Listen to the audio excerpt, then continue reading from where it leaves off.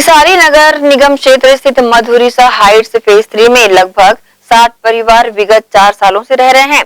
अचानक CSPDCL रिसाली परिक्षेत्र के सहायक यंत्री ने समूचे परिसर की बिजली काट दी और बताया कि बिल्डिंग का 67 लाख रुपए बकाया है। ये सुनते ही बिल्डिंग वासियों के होश उड़ गए, क्योंकि इस बिल्डिंग में रहने वाले सभी 60 परिवार मेंटेनेंस चार्ज के साथ बिजली बिल का भुगतान भी विगत 4 साल से हर महीने बिल्डर को कर रहे थे। बिजली कटने से परेशान बिल्डिंग वासियों ने प्रदेश के गृह मंत्री एवं क्षेत्रीय विधायक तामध्वज साहू से मिले। वहीं कुछ लोगों ने भिलाई 3 स्थित मुख्यमंत्री निवास पहुंचकर अपनी व्यथा से अवगत कराया, जिसके बाद सीएम हाउस से हस्तक्षेप के बाद कलेक्टर के आदेश पर मानवता के आधार पर पुनः बिजली कनेक्शन को जोड़ा गया, जिस पर बिल्डिंग वासियों ने मुख्यमंत्री का आभार दिल से जताया है।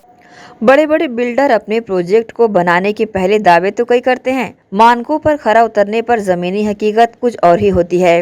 रिसाली मैत्री कुंज प्रगति नगर में ऐसा ही कुछ मामला सामने आया है। हम बात कर रहे हैं मधुरिसा हाइट्स की। तो ये मधुरिसा हाइट्स कहने को तो पॉश कॉलोनी है, पर बिल्डर के प्रति यहाँ के रहवासियों की नाराजगी देखते ही बनती है। गौरतलब है कि रिसाली स्थित मधुरिसा हाइट्स फेज 3 में लगभग 60 परिवार विगत 4 सालों से रह रहे हैं। आज CSPDCL रिसाली परिक्षेत्र के सहायक यंत्री ने समूचे परिसर की बिजली काट दी और बताया कि बिल्डिंग का 67 लाख रुपए बकाया है।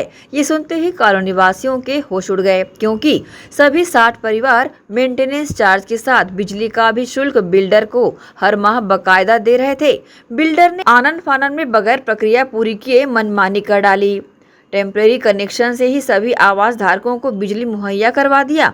इसमें स्थानीय CSEB अधिकारियों की मिलीभगत भी साफ झलक रही है कि आखिर एक टेम्परेरी कनेक्शन से 4 सालों तक कैसे 60 घरों को बिजली दी जा सकती है, और उस टेम्परेरी कनेक्शन का भी भुगतान नहीं किया जा रहा था, जिसके कारण राशि 67 लाख रुपए पहुंच गई और बिजली काटने की नौबत आन पड़ी। कायदे से अगर देखें तो बिल्डर को सभी आवास धारकों को संपूर्ण प्रक्रिया पूरी करके निगम से NOC प्रदान करना था, जिसके बाद ही वे लोग अपने नाम से मीटर लेकर विधिवत बिजली का उपभोग करते और बिजली का बिल पटाते। लेकिन बिल्डर ने मनमानी करते हुए ऐसा न करके बिजली बेचने का अपराध किया है, जबकि सभी आवास धारकों से बिल्डर ने ट्रांसफार्मर लगवाने के नाम से भी पैसा जमा करा लिया था और CSEB को नहीं पटाया, जिसके कारण बिजली काटने की नौबत आ गई। परेशान रहवासियों ने अपनी पीड़ा बताई, साथ ही कलेक्ट्रेट का रुख किया। कल 11 बजे अचानक से मधुरिसा हाइट्स फेज 3 की लाइट काट दी गई, जिससे कि हम सभी रहवासी बहुत परेशान हुए। हमारे यहाँ पूरे इस सोसाइटी में बच्चे हैं, है ना, बुजुर्ग लोग रहते हैं, जिससे कि काफ़ी परेशानी का सामना करना पड़ा। बिल्डर को हमने सारा पैसा दे दिया है, उसने पैसा CSEB में जमा नहीं किया, जिस कारण से लाइट कटी है। बिल्डर को सारा भुगतान किए जाने के बाद भी वो सबको ये बोलते फिर रहा है कि इन्होंने पैसा नहीं दिया, जो सरासर गलत है। ये बिल्डर के द्वारा फैलाया जा रहा है, झूठ है पूरा। हम चाहते हैं कि इसकी पूरी जांच हो। कल हम बिजली कटने के बाद गृह मंत्री से मिले, माननीय श्री तामध्वज साहू जी से मिले। फिर उनसे मिलने के बाद हम CM हाउस भी गए, वहाँ से हमको बहुत सहायता मिली और उनके कहने पर ही हमारी बिजली वापस आई शाम के 6 बजे। तो ये जो परेशानी हुई है, हम चाहते हैं कि भविष्य में इस प्रकार का और न हो हम लोग के साथ।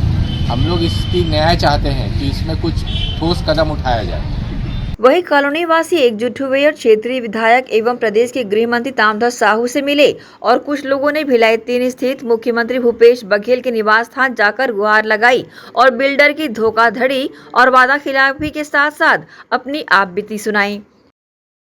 बिल्डर से हम लोगों का जो एग्रीमेंट हुआ है, उसमें जितना भी उसने वायदा किया है कुछ भी पूरा नहीं किया है। अपार्टमेंट में चारों तरफ गंदगी पसरी है, सारा काम अधूरा पड़ा हुआ है और दहशत में है सारे लोग। जब देखो तब बिजली कट जाती है और जो भी पेनाल्टी का पैसा है उसने बिजली का बिल पटाया नहीं है, पेनाल्टी हम लोग को भरनी पड़ रही है।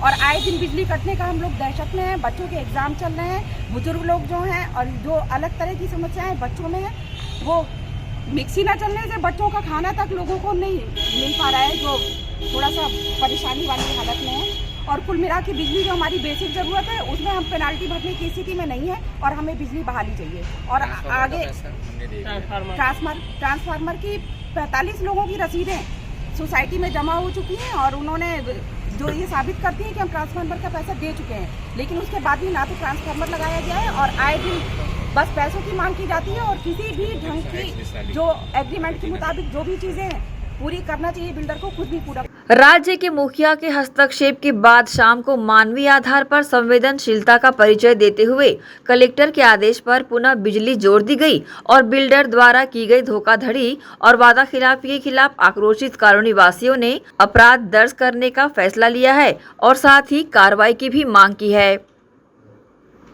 Bureau report, grand Asian news.